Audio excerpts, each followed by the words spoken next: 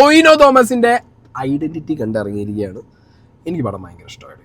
എനിക്ക് പടം നന്നായിട്ട് വർക്കായി, നന്നായിട്ട് ഇഷ്ടമായി. ബിക്കോസ് ഇതിൻ്റെ ഒരു മേക്കിംഗ് ക്വാളിറ്റി ടോപ്പ് നോച്ചാണ്. മലയാളത്തിൽ നിന്ന് ഇറങ്ങിയ റീസെൻ്റ് ആയിട്ടുള്ള എല്ലാ സിനിമകളും ഈ ഒരു ബഡ്ജറ്റ് റേഞ്ച് വെച്ചിട്ടുണ്ട്. ഇത് ഈ 300, 400, 100 കോടി അങ്ങനെയല്ല, ഒരു 30, 20, 40 കോടിക്കകത്തിരുത്തി ഒരു ഹോളിവുഡ് ലെവൽ മേക്കിംഗ് തരാൻ മലയാളികൾക്ക്, മലയാളം സിനിമയ്ക്ക്, മലയാളത്തിലെ ടെക്നീഷ്യൻസിന് പറ്റുന്നുണ്ടെന്നുണ്ടെങ്കിൽ യു ഗൈസ് മാൻ ബ്രില്യൻ്റ് ആണ് അല്ലേ? ഒറ്റ വാക്കില് എൻ്റെ ഒരു ഇത് പറയുകയാണെങ്കിൽ ഒറ്റ വാക്കിലെ പെർഫെക്റ്റ് മൂവി അതാണ്. അപ്പോൾ ടൊവിനോ തോമസ് ചെയ്ത ക്യാരക്ടറിൽ നിന്ന് തന്നെ നമുക്ക് തുടങ്ങാം. ഹരൻ ശങ്കർ ഒരു സ്കെച്ച് ആർട്ടിസ്റ്റാണ്. ഓക്കെ, അപ്പോൾ സ്കെച്ച് ആർട്ടിസ്റ്റിലേക്കുള്ള ആ ഒരു ഹരൻ ശങ്കറിൻ്റെ ക്യാരക്ടർ, അതായത് ടൊവിനോ ചെയ്ത ക്യാരക്ടറിൻ്റെ ഡെവലപ്മെൻ്റ് ഒക്കെ ഫസ്റ്റ് ഹാഫിൽ പറയുന്നുണ്ട്. അതിൻ്റെ ഒരു നറേഷനും കാര്യങ്ങളൊക്കെ അങ്ങനെ ഷമ്മി തിലകനിലൂടെ അങ്ങനെ പോയിക്കൊണ്ടിരിക്കുകയാണ്. അങ്ങനെ കഥ തുടങ്ങി. ഒരു ഫസ്റ്റ് ഹാഫിൻ്റെ എൻഡ് ആയപ്പോഴത്തേക്ക് ആസ് യൂഷ്വൽ ഇതിൻ്റെ ഡയറക്ടറും റൈറ്റേഴ്സും ഒക്കെ ഒരാൾക്കാരാണ്, അനസ് ഖാനും അഖിൽ പോളും. ഇവരൊരു പ്രത്യേകത എന്ന് പറഞ്ഞു കഴിഞ്ഞാൽ നമ്മൾ സാധാരണക്കാർ കണ്ടിട്ടും കേട്ടിട്ടും ഇല്ലാത്തതായിട്ടുള്ള ടെക്നിക്കൽ ടേംസ്, മെഡിക്കൽ ടേംസ് ഒക്കെ കൊണ്ടുവന്നിട്ട് നമുക്ക് തിയേറ്ററിനകത്ത് തന്നെ ഫോൺ എടുത്ത് ഗൂഗിൾ ചെയ്ത് നോക്കേണ്ട അവസ്ഥയിലേക്ക് കാര്യങ്ങൾ കൊണ്ടുചെന്ന് എത്തിക്കുന്ന ആളുകളാണ്. ഇവരെ മുന്നത്തെ എഴുത്ത് പരിപാടിയിലൊക്കെ നമ്മൾ അറിഞ്ഞിട്ടുള്ളതാണ്. അപ്പം അതുപോലത്തെ ഒരു സംഗതിയൊക്കെ ഇതിൻ്റെ ഫസ്റ്റ് ഹാഫിലുണ്ട്. അപ്പോൾ നമ്മളിങ്ങനെ വിചാരിക്കും, ഷോ ഇതിപ്പോൾ എവിടെ ചെന്ന് നിൽക്കും എന്നുള്ളത്. പിന്നെ ഫസ്റ്റ് ഹാഫിൽ തന്നെ എല്ലാ ഇൻസിഡൻസും ആക്ടിവിറ്റീസും ഒക്കെ നടക്കുന്നുണ്ട്. ഒരു ത്രില്ലർ സിനിമയ്ക്കോ അല്ലെങ്കിൽ ഒരു ഇൻവെസ്റ്റിഗേഷൻ മൂഡിലുള്ള ഒരു പടത്തിനോ അല്ലെങ്കിൽ ഒരു മൈൻഡ് പസിൽ പോലത്തെ ഒരു സിനിമയ്ക്ക് ആവശ്യമായിട്ടുള്ള ബിൽഡപ്പ് എന്താണെങ്കിലും ഫസ്റ്റ് ഹാഫിൽ ഇവർക്ക് കൊടുക്കാൻ പറ്റിയിട്ടുണ്ട് കൃത്യമായിട്ട്. അപ്പോൾ ഫസ്റ്റ് ഹാഫ് കഴിഞ്ഞ് ഇറങ്ങിയപ്പോൾ ഞാൻ വിചാരിക്കും, ഇനിയിപ്പോൾ ഈ സിനിമയിൽ ഞാനും സെയിം വിചാരിച്ചു, ഇനിയിപ്പോൾ എന്താണ് നടക്കാനുള്ളത്, അങ്ങനെ നമ്മൾ വിചാരിച്ചു പോയി. ഫസ്റ്റ് ഹാഫിൽ വന്നുപോയ ക്യാരക്ടേഴ്സിൽ ഞാൻ പറഞ്ഞല്ലോ, ഇപ്പോൾ ടൊവിനോ ഒരു മീറ്റർ ഉണ്ട്, അയാളൊരു പെർഫെക്ഷനിസ്റ്റ് ആണ്. അയാളുടെ ആ ഒരു പെർഫെക്ഷനിസം എങ്ങനെ വന്നു ക്യാരക്ടറിലേക്ക് എന്നുള്ളതൊക്കെ കൃത്യമായി അവർക്ക് കൺവേ ചെയ്യാൻ പറ്റിയിട്ടുണ്ട്. തൃഷ ക്യാരക്ടർ വന്നത് മുതൽ തന്നെ ഒരു ക്യൂരിയോസിറ്റി നമുക്കുണ്ടായിരുന്നു. വാട്ട് ഈസ് തൃഷ, എന്താണ് തൃഷയുടെ ക്യാരക്ടർ എന്നുള്ളൊരു ക്യൂരിയോസിറ്റി നമുക്കുണ്ടായിരുന്നു. ഫസ്റ്റ് ഹാഫിൽ തൃഷ എന്ന് പറഞ്ഞ ക്യാരക്ടറിനെ ചുറ്റിപ്പറ്റിയിട്ടാണ് ടോട്ടലി കാര്യങ്ങൾ പോയെന്നുണ്ടെങ്കിലും സെക്കൻഡ് ഹാഫിലേക്ക് വരുമ്പോൾ ആ ഒരു ഷിഫ്റ്റ് എനിക്ക് ഭയങ്കര ഇഷ്ടമായി. തൃഷയെ സെൻറ്റർ ചെയ്ത് പോയ ഫസ്റ്റ് ഹാഫിൽ നിന്ന് ജമ്പ് ചെയ്തിട്ട് ആരാണോ സിനിമ ലീഡ് അയാളെ ക്യാരക്ടറിലേക്ക് വരുന്ന ഒരു ചാട്ടം ഉണ്ടായിരുന്നു. അതിന് വലിയ ഗിമിക്കോ കാര്യങ്ങളോ, ഇതിപ്പോൾ തെലുങ്കോ തമിഴോ സിനിമയിലാണെന്നുണ്ടെങ്കിൽ ഭയങ്കരമായിട്ടുള്ള ഒരു എക്സ്ട്രാ സിനിമാറ്റിക് ഗിമിക്ക് ഇട്ടിട്ട് ഈ സാധനം കാണിക്കായിരുന്നു. പക്ഷെ ഇവരത് വെൽ മെയിൻറ്റെയിൻ ചെയ്തു. അങ്ങനെ മെയിൻറ്റെയിൻ ചെയ്ത് നമുക്ക് വളരെ കൺവിൻസിങ് ആയിരുന്ന രീതിയിൽ ടൊവിനോയുടെ ക്യാരക്ടർ സെക്കൻഡ് ഹാഫിന് അഴിഞ്ഞാടി. ചില സമയത്ത് എനിക്ക് ഭയങ്കര രോമാഞ്ചൊക്കെ വന്നിട്ടോ, എനിക്ക് ഭയങ്കര നല്ലൊരു ഫീലൊക്കെ വന്നിട്ടുണ്ടായിരുന്നു. പിന്നെ ടൊവിനോന്റെ ഒരു കാര്യം പറയണ്ട്, ടൊവിനോ കാണുമില്ല എനിക്കല്ല, ടൊവിനോ എനിക്ക് ഏറ്റവും ഇഷ്ടം ടൊവിനോ കോമഡി റൊമാൻസ് ചെയ്യണമെന്ന് എനിക്ക് ഇഷ്ടമല്ല. ടൊവിനോ ഇങ്ങനത്തെ ഒരു റഫ് ക്യാരക്ടർ ചെയ്യുന്നത് എനിക്ക് ഭയങ്കര ഇഷ്ടമാണ്. ആ റഫ് ക്യാരക്ടർ ടൊവിനോട് ഭയങ്കരമായിട്ട് ചെയ്യുന്നുണ്ട്. എനിക്ക് ഈ യൂത്ത് നടന്മാരിലേക്ക് ഏറ്റവും പെർഫെക്റ്റ് ആയിട്ട് തോന്നി ടൊവിനോനെ ഇങ്ങനത്തെ ഒരു ക്യാരക്ടർ ചെയ്യാൻ വേണ്ടി. അപ്പൊ ടൊവിനോ മെയിൻറ്റെയിൻ ചെയ്ത് അടിപൊളി എന്നാണ് എന്റെ അഭിപ്രായം. ടൊവിനോ കഴിഞ്ഞു കഴിഞ്ഞാൽ വിനയറായി ഒരു പോലീസ് ക്യാരക്ടറാണ് ചെയ്തത്. ഭയങ്കര സ്റ്റൈലിഷ് ആണ്. ഇവർ രണ്ടുപേരും കൂടി ഒരു ഫ്രെയിം കാണുമ്പോണ്ടല്ലോ നമുക്ക് ഇങ്ങനെ ആര് നോക്കണം ഭയങ്കര ലുക്ക്. രണ്ടുപേരും ആ ക്യാരക്ടർ, ടൊവിനോന്റെ ക്യാരക്ടർ എന്ന് പറഞ്ഞാൽ പെർഫെക്ഷനിസ്റ്റ് ആണ്. അപ്പൊ അയാളുടെ ചില സാധനങ്ങളും മാനറിസും ഒക്കെ അങ്ങനെ ടൊവിനോ പിടിച്ചു നിൽക്കുമ്പോ അപ്പുറത്തെ ഒരു ക്ലാസി സ്വാഗി സാധനത്തിൽ ഇങ്ങനെ കോപ്പ്, ഭയങ്കര കോൾഡ് ആയിട്ടുള്ള ഒരു കോപ്പ്, അത് ഭയങ്കര അടിപൊളിയായിട്ട് ചെയ്തിട്ടുണ്ട്. എനിക്ക് ഫസ്റ്റ് ഹാഫിൽ എന്റെ കണ്ണുടക്കിയത് മൊത്തം അജു വർഗീസിന്റെ ക്യാരക്ടറിന്റെ മീശനുമുള്ളായിരുന്നു. ഇത്രയും പെർഫെക്ഷൻലി സിനിമ എടുക്കുമ്പോൾ ശരി അവരത് കൃത്യമായി ചെയ്യാൻ ശ്രമിച്ചു എന്നുള്ളത് വെൽ ഡൺ. ബിക്കോസ് ഇപ്പൊ ടെക്നിക്കൽ കുറെ സാധനങ്ങൾ ഇറങ്ങിയിട്ടുണ്ട്. അപ്പോൾ മാസ്ക് ചെയ്യാൻ വേണ്ടി മീശ എനിക്ക് തോന്നുന്നത് ചിലപ്പോൾ എക്സ്ട്രാ ഷോട്ട്സ് ആഡ് ചെയ്തതായിരിക്കാം സിനിമയിൽ ആവശ്യമുണ്ടെന്ന് വിചാരിച്ചിട്ട്. അങ്ങനെ അജു വർഗീസിന്റെ ക്യാരക്ടറിന് ഇവരൊരു കുറച്ച് പക്ഷെ അത് എല്ലാവർക്കും തോന്നിയതാണ്. സ്റ്റാഫ് കഴിഞ്ഞപ്പോൾ എല്ലാവർക്കും അത് തോന്നിയിട്ടുമുണ്ട്, എന്താ അജു വർഗീസിന്റെ മുഖത്തിനൊരു പറ്റിയെന്നുള്ളത്. ഇത്രയും കിടിലൻ സിനിമയില് മറ്റേ എന്താ പറയാ ഇവിടെ കണ്ണിട്ടായിരിക്കും ഒരു കുരു എന്ന് പറഞ്ഞ പോലെ ആയിപ്പോയി.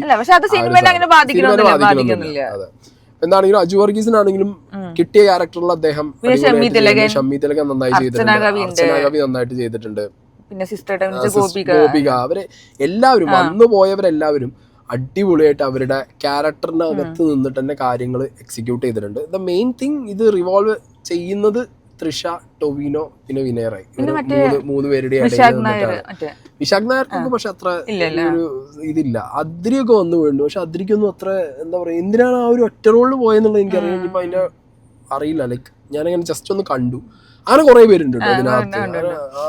തല്ലുമാല ഗ്യാങ് കുറച്ച് പേരൊക്കെ ഞാൻ കണ്ടിട്ടുണ്ടായിരുന്നു. സോ ഫസ്റ്റ് ഹാഫിൽ ഞാൻ പറഞ്ഞല്ലോ, ഫസ്റ്റ് ഹാഫിൽ നിങ്ങളെ എപ്പോഴും ഇങ്ങനെ എന്താ പറയാ, ഓക്കെ ഇങ്ങനെ സംഭവങ്ങൾ ഉണ്ടായി, ഓക്കെ ഇനി ഇതിൽ എന്ത്, ഇനിയിപ്പോ സാധാരണ നമുക്ക് എന്താ തോന്നുന്നു സെക്കൻഡ് ഹാഫിന്റെ ക്യൂരിയോസിറ്റി എങ്ങനെയാ വരുന്ന അറിയോ, ഇപ്പൊ ഇതിലെന്ത് നടക്കാം, ഇവരാണെന്നുണ്ടെങ്കിൽ നമ്മൾ കേട്ടുകേൾവില്ലാത്ത കുറെ സാധനങ്ങളും കൊടുത്തിട്ട് ഇങ്ങനെ തോന്നും നമുക്ക്. സെക്കൻഡ് ഹാഫ് ആയപ്പോഴത്തേക്ക് ഈ ടോവിനോന്റെ ക്യാരക്ടറിൽ വന്നൊരു ഒരു ഷിഫ്റ്റും പിന്നെ ഈ തൃഷയുടെ ക്യാരക്ടർ അവര് ഒന്നിങ്ങനെ സൈഡാക്കി കൊണ്ടുവന്നിട്ട് ഈ സാധനത്തിന് ടൊവിനോന്റെ ക്യാരക്ടറിന് കൊടുത്തൊരു ഹൈ ഉണ്ട്. ടൊവിനോന്റെ ക്യാരക്ടറിന് കൊടുത്ത ഹൈയും പിന്നെ നടക്കുന്ന സംഭവമൊക്കെ ഉണ്ടല്ലോ, സെഞ്ചി പണിട്ടേന്നാണ് പറയാനുള്ളതിന്റെ റൈറ്റേഴ്സും ഡയറക്ടേഴ്സും ഒരേ ആൾക്കാരാണ്. സാധനം അതിലെന്നെ മക്കളെ സെക്കൻഡ് ഹാഫില് ഫൈറ്റ്, അതും ആ ഫ്ലൈറ്റിലെ ഫൈറ്റ്. നമ്മൾ ഒരുപാട് സിനിമ കാണുന്ന ആൾക്കാരാ, ഇന്ത്യയിൽ നിന്ന് ഇറങ്ങിയ ഹോളിവുഡ് സിനിമ നിങ്ങൾ ഒഴിവാക്കുക, കോടി മുടക്കിയിട്ടുള്ളത്. എടേ ഇന്ത്യയിലൊരു സിനിമയെന്ന് ഒരു ഫ്ലൈറ്റിനകത്ത് ഇത്രയും പക്കയായിട്ടൊരു ഫൈറ്റ് പുൾ ഓഫ് ചെയ്യാന്ന് പറഞ്ഞാൽ എനിക്ക് അതാണ്, എനിക്ക് ആ ഫൈറ്റ് സീൻ എന്ന് പറഞ്ഞാൽ ഭയങ്കര പെർഫെക്റ്റ് ആയി. ഒരു ഫോൾട്ട് ഒന്നും കാണാനില്ല, നമ്മളിങ്ങനെ ഇരുന്ന് മുഴുകിയിരിക്കുന്നു. ഞാനൊക്കെ ഇങ്ങനെ സാധനം കണ്ടിട്ട് മലയാള സിനിമ തന്നെയാണോ കാണുന്നത്, ഒരു രക്ഷയില്ല. വല്ല ഹോളിവുഡ് സിനിമ കാണുമ്പോൾ കണ്ടിരിക്കുകയാണ് ആ ഫൈറ്റ്. അത്രയും അസാധ്യ സാധനം, അതും ഒരു രക്ഷയില്ല. അതിനെ കോൺട്രിബ്യൂട്ട് ചെയ്യാൻ വേണ്ടിയിട്ടുള്ള ലൈക്ക് സിനിമാറ്റോഗ്രാഫി ഞാൻ പറയുന്നില്ല, കാരണം ചില ഷോട്ട്സ് ഒക്കെ അതിഭീകരമായിട്ട് എടുത്തിട്ടുണ്ട് ഈ ഫൈറ്റിനിടയിലാണ് ഏറ്റവും കൂടുതൽ. പിന്നെ ചേസ് സീനുകളുണ്ട്, അത് നമ്മൾ ഡീറ്റെയിൽ ആയിട്ട് പറയില്ല, ചേസ് സീനുകളുണ്ട്, ഫ്ലൈറ്റ് സീനുകളുണ്ട്. അപ്പൊ ഭയങ്കര രസമായിട്ട് ആ സിനിമാറ്റോഗ്രാഫി അടിപൊളിയായിട്ട് ചെയ്തു. ഭയങ്കര വ്യൂസ് കാണിക്കുന്നൊക്കെ. ജെയ്ക്ക് ബിജോയ് ഇതിന്റെ ക്ലൈമാക്സിന് കൊടുക്കുന്ന ഒരു എലിവേഷൻ ഉണ്ട്, സീനിന് കൊടുക്കുന്ന ഒരു എലിവേഷൻ ഉണ്ട്. അതിങ്ങനെ എന്താ പറയാ, നമുക്ക് ഈ സ്ലോ പോയ്സൺ മാതിരിയാണ് കയറുന്നത്. ഈ ഒരു സാധനം അടിച്ചിട്ടുണ്ട് അങ്ങനെ ജെയ്ക്ക് ബിജോയിന്റെ. അതൊക്കെ ഉണ്ടല്ലോ പ്യുവർ ക്ലാസ് ആണ്. അതെ, ആ മ്യൂസിക് പോകുമ്പോ നമ്മുടെ മൈൻഡ് ഇങ്ങനെ ഹൈ ആയിട്ട് പോകും, പെട്ടെന്ന് എൻഡ് ചെയ്യും. അപ്പൊ അങ്ങനെ കണക്ട് ചെയ്യുക എന്ന് പറഞ്ഞു കഴിഞ്ഞാൽ തന്നെ അതൊരു അല്ലെ ഒരു സക്സസ് ആണ് ആ സാധനം ഉണ്ടോ. കാരണം അത് അത്രത്തോളം എനിക്ക് പേഴ്സണലി ആ സാധനം ഭയങ്കരമായിട്ട് ജെയ്ക്ക് ബിജോയിന്റെ വർക്ക് ഇഷ്ടമായി. പിന്നെ എഡിറ്റിംഗ് അടിപൊളി. പിന്നെ നമ്മൾ ഒരു കാര്യം ശ്രദ്ധിക്കണം, നമ്മൾ ശ്രദ്ധിച്ചിരുന്ന സിനിമ കാണണം, അല്ലെങ്കിൽ ഒന്നും മനസ്സിലാവില്ല. പിന്നെ എനിക്ക് ആകെ പറ്റിയ എന്റെ ഭാഗത്തെ ഫോൾട്ട്, എനിക്ക് തോന്നിയ ഫോൾട്ട് എന്താ സിനിമ കാണുമ്പോൾ ആൾക്കാരെ പേര് എഴുതുമ്പോൾ വേറെ പേര് കൊടുക്കണം. കാരണം എല്ലാവരുടെയും പേര് തുടങ്ങുന്നത് ആ വെച്ചിട്ടാണ്. അപ്പൊ നമുക്ക് ആകെ കൺഫ്യൂഷൻ, കാരണം ഓരോരുത്തരുടെ ക്യാരക്ടറിനെ പറയുമ്പോൾ നമ്മൾ ഇത് മറ്റേത് ഇത് മറിച്ചത് ഇങ്ങനെയല്ല വിചാരിക്കുക. ആക്ച്വലി എന്താ വെച്ചെങ്കിൽ കുറച്ചധികം ക്യാരക്ടേഴ്സും അത് ആക്ടിവിറ്റീസും ഉണ്ട്. അപ്പൊ നിങ്ങൾ കൃത്യമായി ശ്രദ്ധിച്ചിരുന്നില്ല എന്നുണ്ടെന്നുണ്ടെങ്കിൽ ചിലപ്പോൾ ഈ പേരുകൾ തമ്മിലുള്ള ഒരു സിമിലാരിറ്റി കാരണം നിങ്ങൾക്ക് അത് ചിലപ്പോൾ കൺഫ്യൂഷൻ ആവും. എനിക്ക് തോന്നുന്നു മനഃപൂർവ്വം ഡയറക്ടറും റൈറ്ററും അങ്ങനെ ചെയ്താൽ തോന്നുന്നുണ്ട് വരാൻ ചാൻസ് ഉണ്ട്. ആൻഡ് ഞാൻ പറഞ്ഞല്ലോ, നമ്മള് കേട്ടിട്ടും കണ്ടിട്ടും ഇല്ലാത്ത കുറെ സാധനങ്ങൾ ഇതിനകത്തുണ്ട്. മെഡിക്കൽ സാധനങ്ങളും അല്ലെങ്കിൽ ടെക്നിക്കൽ സാധനങ്ങളൊക്കെ ഇതിനകത്തുണ്ട്. അപ്പൊ അങ്ങനത്തെ ഒക്കെ സാധനങ്ങൾ നോക്കുന്ന സമയത്ത് നമുക്ക് പുതിയൊരു സാധനമാണ്. ഇപ്പൊ എന്നെ സംബന്ധിച്ചിടത്തോളം ഒരു പുതിയ കാര്യമാണ്. ഇനിയിപ്പോ അതിനെ കുറിച്ചൊക്കെ ഒന്ന് സെർച്ച് ചെയ്തിട്ട് തന്നെ ഇനി കാര്യമുള്ളൂ. ഇങ്ങനെയുള്ള ഒരു മെഡിക്കൽ സിറ്റുവേഷൻ എന്താണ്, ഇങ്ങനെയുള്ള ജോലി ഉണ്ടോ, ഇതൊക്കെ ഞാൻ നോക്കേണ്ട അതെന്താ പറയാ ഈ സാധനം. ഇപ്പൊ ഞാൻ പറയാലോ, നിങ്ങള് ഭയങ്കര ക്യൂരിയസ് ആയിട്ട് നോക്കിയിരുന്നു കഴിഞ്ഞാൽ നിങ്ങൾക്ക് ഇത് വർത്ത് വാച്ചിങ് ആണ്. നിങ്ങൾ ഇനി ഒരു എന്താ പറയാ കുറെ ഫോണിൽ കളിച്ച് കുറെ അങ്ങോട്ടും ഇങ്ങോട്ടും തിരിഞ്ഞൊക്കെ ഇരുന്ന് കഴിഞ്ഞാൽ നിങ്ങൾക്ക് മിസ്സാവൂടെ. മിസ്സായി പോയിട്ട് പിന്നെ ഇരുന്നിട്ട് ആരും കണക്ട് ആയില്ല എന്ന് പറഞ്ഞിട്ട് ഒരു കാര്യമില്ല. അതുകൊണ്ട് നല്ല കീനായിട്ട് വാച്ച് ചെയ്തിരുന്ന സിനിമ. അതെ, പിന്നെന്ന് പറഞ്ഞാൽ അതിഭീകരമായ ട്വിസ്റ്റ് ആൻഡ് ടേൺസ് ഉണ്ടോന്ന് ചോദിച്ചു കഴിഞ്ഞാൽ ഓക്കെ മാത്രമാണ്. ഓക്കെ, ഞാൻ പറയുന്നത് പോലെ ഭയങ്കര ഈ നമ്മളെ എഡ്ജ് ഓഫ് ദ സീറ്റ് കൊണ്ടുവരുന്ന രീതിയിലുള്ള ഒരു ഹൈ ഉണ്ട്. പക്ഷെ എഡ്ജ് ഓഫ് ദ സീറ്റിൽ വരുന്ന രീതിയിലുള്ള ഒരു ത്രില്ലൊന്നും അങ്ങനത്തെ ത്രില്ല് ഇല്ല. അത് ഞാൻ ടു ബി ഹോണസ്റ്റ് പറയാം, ത്രില്ലല്ല. പക്ഷെ അത് എടുത്തു വെച്ച രീതി നമുക്ക് സ്ക്രീൻ പ്ലേയിലൂടെ കാണിച്ചു തന്നതും വെച്ചിട്ട് നമുക്ക് എന്തായി ഭയങ്കര ഹൈ കിട്ടി. നമുക്കൊരു സിനിമ കാണുമ്പോൾ ഒരു ഹൈ കിട്ടും, ഒരു പവർ കിട്ടും കണ്ടിരിക്കുമ്പോൾ. നമ്മൾ സിനിമേന്റെ ഒപ്പം പോയി, നമ്മൾ സിനിമേന്റെ ഒപ്പം ട്രാവൽ ചെയ്തു എന്നുള്ളതാണ് അതിന്റെ ഒരു സത്യം. അപ്പോ ഞാൻ പറഞ്ഞല്ലോ, ചില ക്യാരക്ടേഴ്സിന്റെ സ്വാഗും ക്ലാസും തന്നെയാണ് എനിക്ക് ഈ സിനിമയില് ടോവിനോ ചില സമയത്തുള്ള സ്വാഗ് ഉണ്ടാവുമ്പോ ഞാൻ എന്റെ രോമാഞ്ചം കൊണ്ടുപോയി. ശരിയാണ്, ഭയങ്കര രസമായിരുന്നു ആ സംഗതി. അപ്പോ ഹോൾ ഇൻ ഓൾ എനിക്ക് ഭയങ്കര വർത്ത് വാച്ചിങ് ആണ്. മലയാളം സിനിമയിൽ നിന്ന് ഇങ്ങനത്തെ എന്താ പറയുക മേക്കിങ്ങിന് കിട്ടനായിട്ട് വരുന്ന ടോപ്പ് പ്രൊഡക്ട്സ്. ഇപ്പം ഈ സിനിമ നിങ്ങൾക്ക് ഏത് ലാംഗ്വേജിലും കൊണ്ടുപോയിട്ട് കാണിക്കാൻ പറ്റും. പക്ഷെ എനിക്ക് തോന്നുന്നില്ല ഇത് റീമേക്ക് ചെയ്യാൻ പറ്റുന്നു, കാരണം അത്രയ്ക്ക് പെർഫെക്റ്റ് ആയിട്ട് സിനിമ കിട്ടിയിട്ടുണ്ട്. മേ ബി ഞാൻ ഒരു ഇൻഡ്യൂഷൻ പറയാം, മേ ബി ഈ സിനിമ തമിഴിലേക്കോ തെലുങ്കിലേക്കോ അല്ലെങ്കിൽ ബോളിവുഡിലേക്കോ പോവാം. ബോളിവുഡിൽ വേണമെന്നുണ്ടെങ്കിൽ ഈ സാധനം എടുത്തിട്ട് വേണമെങ്കിൽ ഒരു സൽമാൻ ഖാനോ ഷാറുഖ് ഖാനോ ഒക്കെ ചെയ്യാം. അറ്റ്ലി എങ്ങാനും തൂക്കി കൊണ്ടുപോകുമെന്ന് എനിക്ക് അറിയാൻ പാടില്ല. പക്ഷെ അല്ല, എനിക്ക് തോന്നുന്നത് റീമേക്ക് ചെയ്താൽ ചിലപ്പോൾ പക്ഷെ ഇല്ലെങ്കിലും ഒന്നാണ്, കാരണം ഈ സാധനം അത്ര ഒരു ലെവലിൽ എത്തി വെച്ചിരിക്കുന്ന സിനിമയാണ്. പക്ഷെ ഇതിന്റെ ഒരു പ്ലോട്ടിന്റെ സാധനം ഞാൻ ഈ ഐഡന്റിറ്റി പിന്നെ ഇതിൽ പറയുന്ന കുറെ മെഡിക്കൽ ഞാൻ വേറെ എവിടെയോ കണ്ട പോലത്തെ ഒരു ഫീൽ എനിക്കുണ്ട് എവിടെയോ. അതിപ്പോ പടം കണ്ടിറങ്ങിയൊരു കമന്റ് ചെയ്യണം, I have seen this somewhere, but ഇത്ര ഡീറ്റെയിൽ ആയിട്ട് കണ്ടിട്ടില്ല. ബട്ട് ഫ്രഷ് ആണ്, എനിക്ക് ഭയങ്കര ഇഷ്ടമായി. ഭയങ്കര കൺവിൻസ് ചെയ്യാൻ പറ്റി ഇതിന്റെ റൈറ്റേഴ്സിനും. ഇതിന്റെ രണ്ടും ഒന്നാണ്, റൈറ്ററും ഡയറക്ടറും രണ്ടുപേരും. കഥ, തിരക്കഥ, സംഭാഷണ സംവിധാനം അത് കറക്റ്റ് ചെയ്തപ്പോ നല്ല രസമുണ്ടായിരുന്നു. ഇവര് രണ്ട് ടീമും ഒരാളായതുകൊണ്ട്, ഒരാളല്ല രണ്ടുപേരായതുകൊണ്ട്, അനസ്ഖാനും നമ്മുടെ അഖിൽ പോൾ, അനസ്ഖാനും അഖിൽ പോളുമാണ് കഥ, തിരക്കഥ, സംഭാഷണം, സംവിധാനം. ഓക്കെ. അപ്പോ ആൻഡ് വേറൊരാളെ കുറിച്ച് പറയണം, മന്ദിര ബേദി. കുറെ കാലം ക്രിക്കറ്റിൽ മറ്റേ ഇത് മാത്രമായിട്ട് കണ്ടിട്ടുണ്ട്. അവർക്ക് ഇത് കൊടുത്തത് ഡബ് ചെയ്തിട്ടുള്ള മന്ദിരാബേദിനെ ഞാൻ കുറച്ചുകൂടെ എക്സ്പെക്ട് ചെയ്തു. മന്ദിരാബേദിനെ കുറച്ച് എന്ത് ഫിസിക്സ് അവർക്ക്, സൂപ്പർ ഫിസിക്സ് അവർക്കൊക്കെ. Upper class. നല്ല രസമാണ്.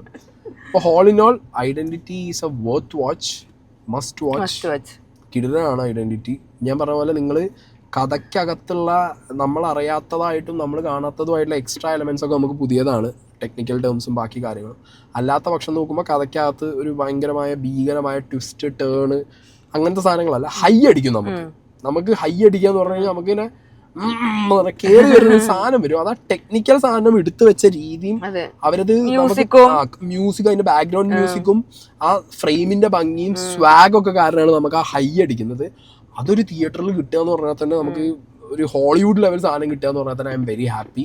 സോ ക്രിസ്മസും ന്യൂ ഇയറും ഒക്കെ പൊളിക്കണം. നമ്മള് ആലപ്പുഴയിൽ നിന്നാണ് കണ്ടത്. ഇങ്ങനത്തെ പടങ്ങളൊക്കെ വരണം. കാശ് മുടക്കിയ ഇങ്ങനെ എടുക്കണം പടങ്ങൾ. ഇപ്പോ Marco is an example, this is an example. ബാറോസും 3D ഒരു ഭയങ്കര എക്സാമ്പിൾ ആണ്. പക്ഷെ ഈ പറഞ്ഞ പോലെ നമുക്ക് എന്താ പറയാ, നമ്മളുടെ മലയാള സിനിമയ്ക്ക് എപ്പോഴും പറഞ്ഞു വെക്കുന്നത് എന്താ, എല്ലാവരും കഥ ഓറിയന്റഡ് ആയിട്ടുള്ള പടങ്ങൾ. അങ്ങനെ മാത്രമല്ല, നമുക്ക് ഇങ്ങനത്തെ സാധനങ്ങൾ വരണം. ടെക്നിക്കലി അല്ലെങ്കിൽ വിഷ്വലിയും വാവ് ഒടിപ്പിക്കുന്ന സാധനങ്ങൾ വരണം. അത് ഇത്ര ബഡ്ജറ്റിനകത്തൊരു ബാക്കിയുള്ള കോടിക്കോടി, ഇനി 100, 200, 150 കോടിക്ക് എടുക്കുന്ന സിനിമകളോട് 10, 20, 30 കോടിക്ക് എടുക്കുന്ന സിനിമകൾ, 40 കോടിക്ക് എടുക്കുന്ന സിനിമകൾക്ക് മുട്ടി നിൽക്കാൻ പറ്റുന്ന ക്വാളിറ്റിയിൽ വർക്ക് ചെയ്യാൻ പറ്റും മലയാളം സിനിമ ഇൻഡസ്ട്രിയിലുള്ളവർക്ക് എന്ന് പറയുമ്പോൾ നമ്മളെ ടെക്നീഷ്യൻസിന്റെ ഒരു ക്വാളിറ്റി റേഞ്ചാണോ നിൽക്കുന്നത്. അതെന്താണെങ്കിലും മലയാള സിനിമയിൽ ഇപ്പോൾ പൊങ്ങി വരുന്നുണ്ട്. അതന്നെയാണ് 2024 മലയാളം സിനിമയ്ക്ക് വന്ന ഷിഫ്റ്റ്. എന്തായാലും 2025 ഒരു അടിപൊളി പടത്തിൽ തന്നെ സ്റ്റാർട്ട് ചെയ്തിട്ടുണ്ട്. ടൊവിനോ ആണ് ഇപ്രാവശ്യത്തെ സ്റ്റാർ ഓഫ് ദ ഇയർ. തുടങ്ങിയ തന്നെ ടൊവിനോ തൂക്കിയടി അടിപൊളിയായിട്ടുണ്ടായിരുന്നു. എന്തൊരു പെർഫെക്റ്റ് അറിയോ, രണ്ടാ വില്ലന്മാരും ടൊവിനൊക്കെ തമ്മിൽ അതൊന്നും പറയുന്നില്ല. ഭയങ്കര പെർഫെക്ഷൻ അല്ലേ, നല്ല രസമുണ്ടായിരുന്നു. Whole in all worth watch. പോയി കണ്ടോ? അതെ.